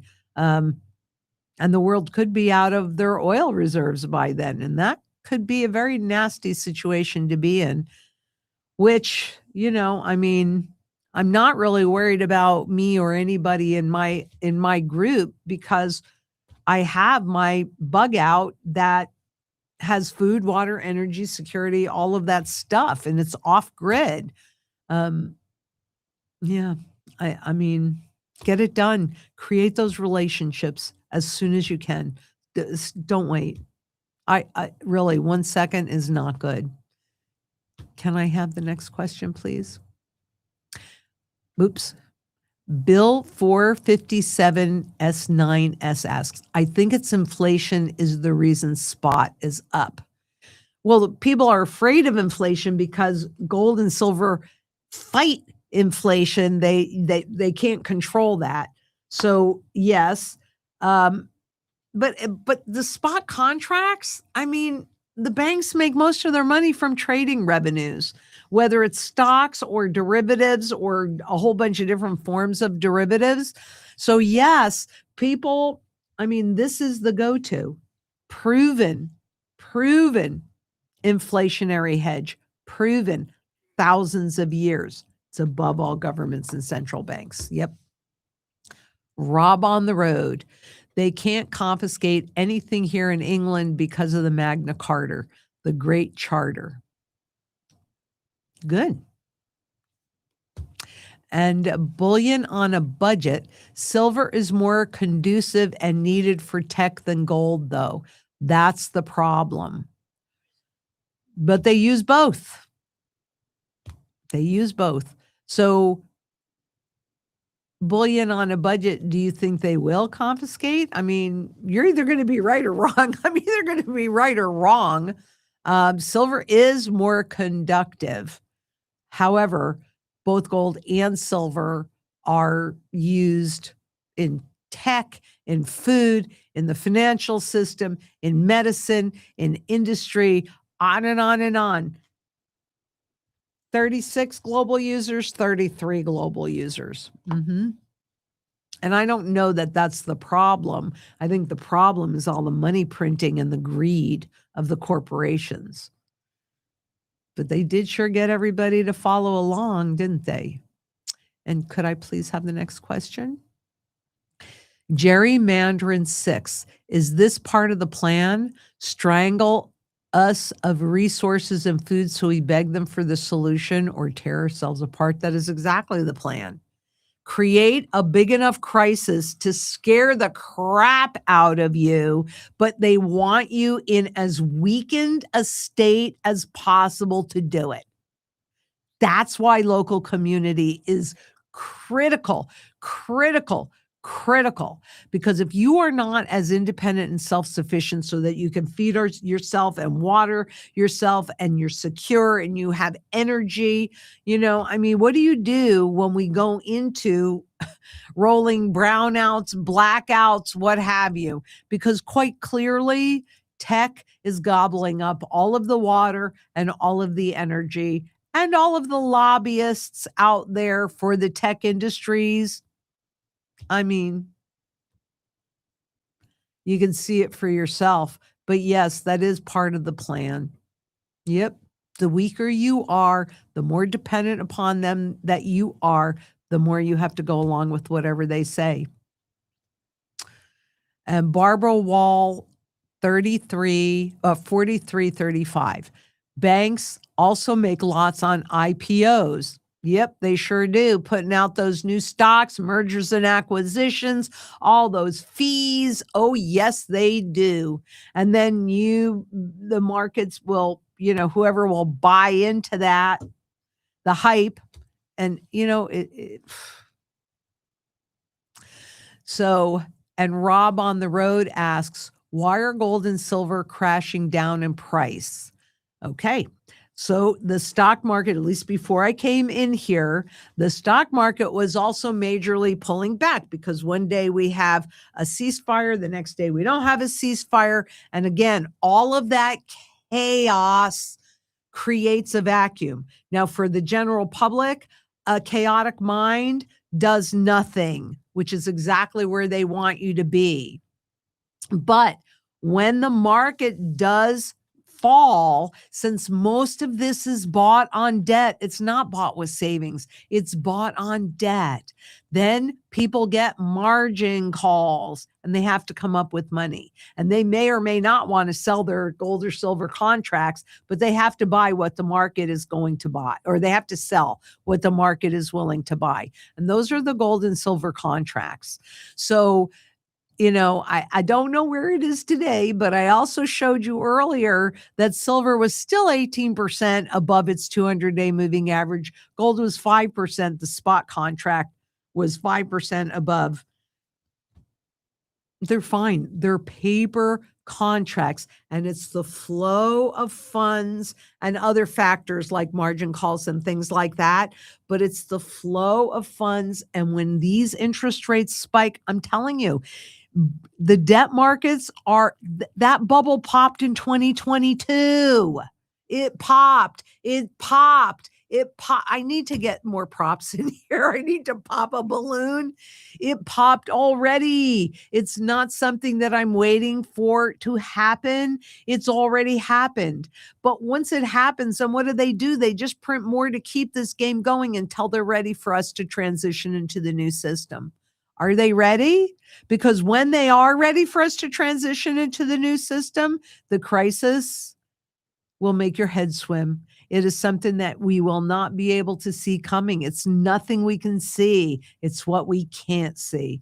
That's the problem. That's the problem. So gold and silver are contracts. This is not crashing. Those 36 users did not evaporate. These 33 users did not evaporate. What's evaporating are the contracts. They're just counterparty risk. So please, Rob on the road, the only reason why I really pay attention to that is because you pay attention to that. Understand that this level of volatility is about the transition away from the paper markets to the true supply and demand markets. Understand that silver is the fuse. That's why it's more volatile, right? And it gives you a heads up that things are changing. And you look at those charts, they're choppy. That's because things are shifting. Anytime there is a pattern change, you don't necessarily need to know what it means, but you know without a doubt that things are going to a different level. That's what I was showing you today.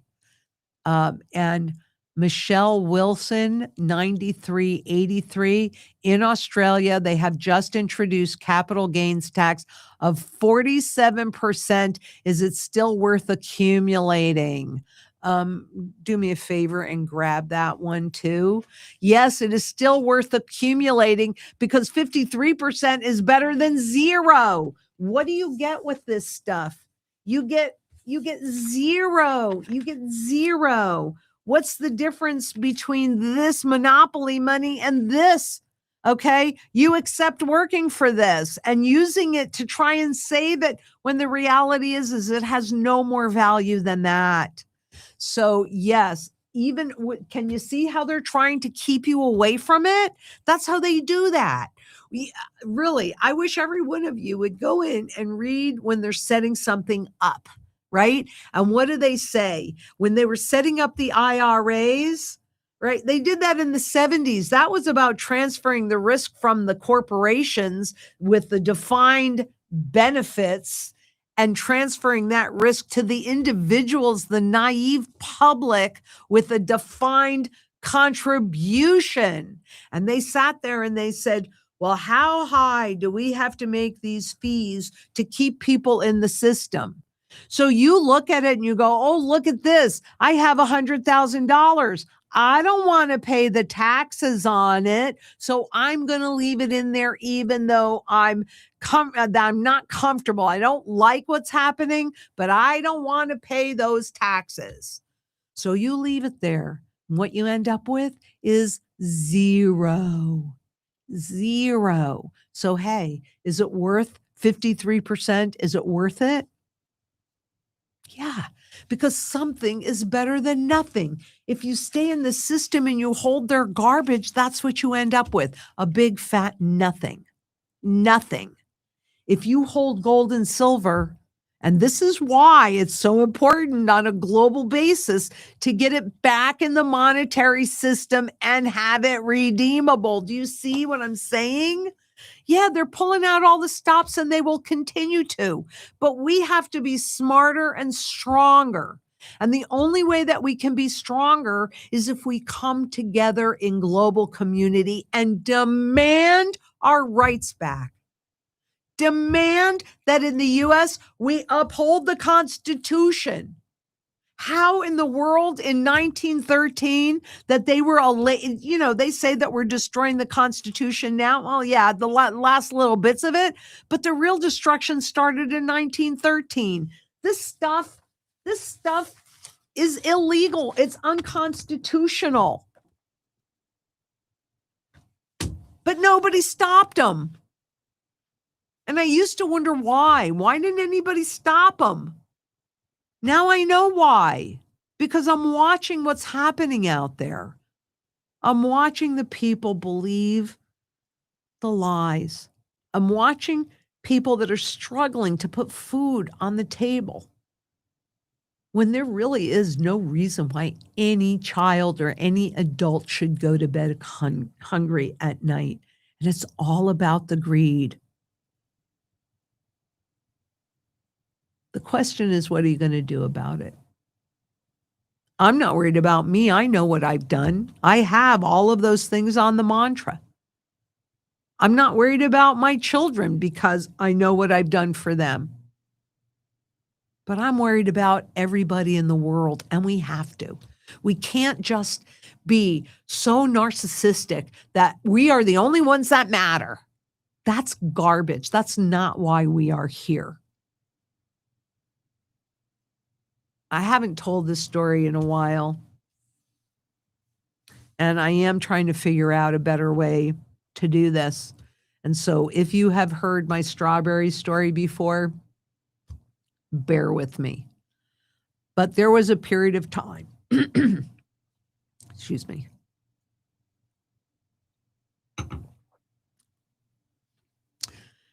So nobody really lives a life unscathed. And there was a period of time that was quite rough for me.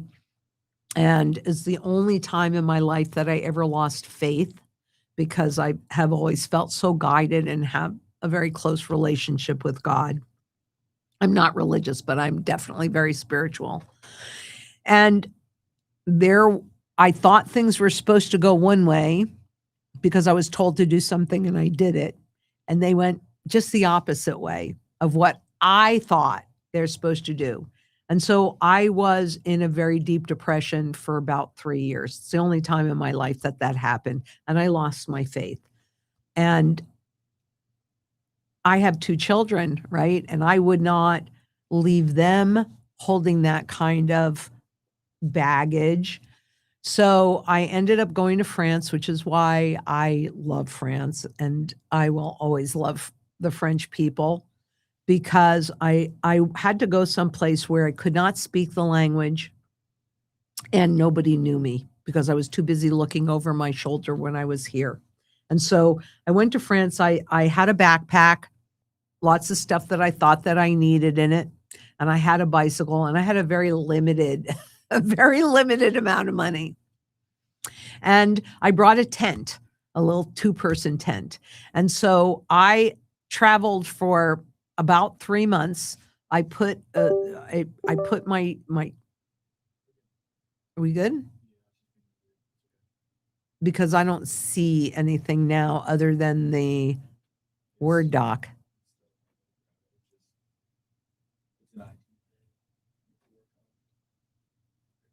Okay. Sorry about that, you guys. Okay. So the girls got out of school. I put them on a plane to their father. And then I left immediately right after they did. And then when I got back, just so you know, they got back, I got back, they got back, and then they went right to school. So that's why I had almost 3 months. The only time in my life I've really ever had that. And I went to France. And I went to France to try and figure out why I was on the planet because I thought I knew. I'm so guided and I did what they told me to do and it didn't do what I thought it was supposed to do. And so I'm camping and it was toward the end of the trip and I had no money. And so I was eating whatever it was that I found along the side of the road, which were typically raspberries, occasionally an apple and wild strawberries. And forgive me on this one, but being female, there was something that I thought that I needed at that point. And I went into this little village and I went into this store and it was a female proprietress. And I thought at that point, I couldn't speak French when I went there, but at that point, I could make myself understood. And so I go in and I thought, oh, this is good because she's going to understand. And so I grabbed what I thought I needed and went up to the counter and I think I had maybe 3 or 4 or 5 francs left, which is no money. And what I thought I needed was maybe like 6 francs. It was just a teeny weeny bit more than what I had. And she wouldn't sell it to me. And I had this great headlamp, certainly worth a lot more than that, and she wouldn't barter with me. And so I left that store and I was passing judgment on her. I would never do that, blah, blah, blah, blah, blah. And then I went, wait a minute. It's not your job to judge her. You just leave that to God. All you can do is be true to who you are. And I wasn't really clear on anything at that point. I had plastic. I had toilet paper. I could deal with this. This is not the biggest tragedy in the world. And off I go. And a couple of hours later, and remember, I'm looking at why am I on this planet? Why am I here? A couple hours later, I go over this rise and there is this hill, and there's like a massive field of wild strawberries. And the strawberries were my very favorite. Oh my God, I love wild strawberries. They're so good. And so I parked my bike and I go up and I eat my fill of these wild strawberries. And then I packed a bunch of them in plastic. And that was going to be my dinner that night.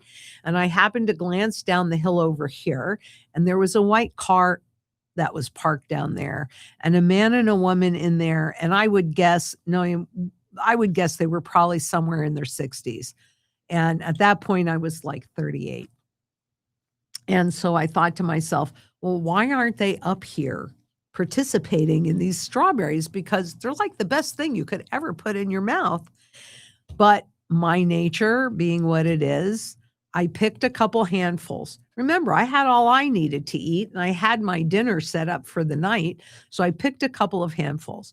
Now understand that I was camping out and I was bathing in streams, right? So I had 2 changes of clothing. So it probably didn't look very good. I'm not even sure that I smelled very good, if I'm going to be honest about it. But I go down to the car and the woman was on the passenger side. And I said, would you like some wild strawberries? This was all in French. Would you like some wild strawberries? And she said, no, thank you. Would you like a cheese sandwich? And I thought, cha-ching, protein. And I said, well, yes, I would. I would like a cheese sandwich very much. And they had this picnic basket in the trunk of their car. And so they gave me a cheese sandwich and I ate it. And then she says to me, would you like a cool drink of water? Well, I would fill my water bottles up in the little artesian wells as I would go through the villages and it would get warm. And I said, yes, I would like a cool drink of water. Thank you very much. And they gave me that. And then she said to me, would you like an apricot? Well, I'm going to tell you, if you saw an apricot on the side of the road, it was in a fruit stand and I did not have money for it. And I love apricots. And so I said to her, I said, well, yes, I would love an apricot, but it's not necessary. Why are you doing this? And that woman looked me dead in the eyes, like she was looking into my soul. I'm getting chills. I'll never forget it. I'll never forget how grateful I am to this woman because she said to me, "You wanted to share what you have with us. We want to share what we have with you." That was my moment of clarity because I realized that we are all here to share the gifts that we are given, whatever they are. And I've been given a lot of gifts. That's why I'm here in front of you. And that's why I work so hard on your behalf, because I'm sharing what I have to give you. And I got news for you. It doesn't just go one way.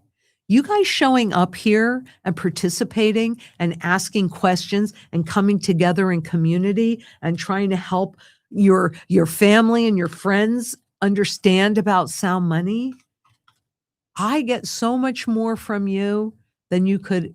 I don't know if that's true, but that you could ever give from me. But this is why I work so hard for you, because that's why we're all here. We're here to share the gifts that we have been given. Let's make a real change and a real difference in this world. And 100%, I know we can do that. So until next we meet, wherever you are in the world, please be safe out there. Bye-bye. Thank you so much for being here.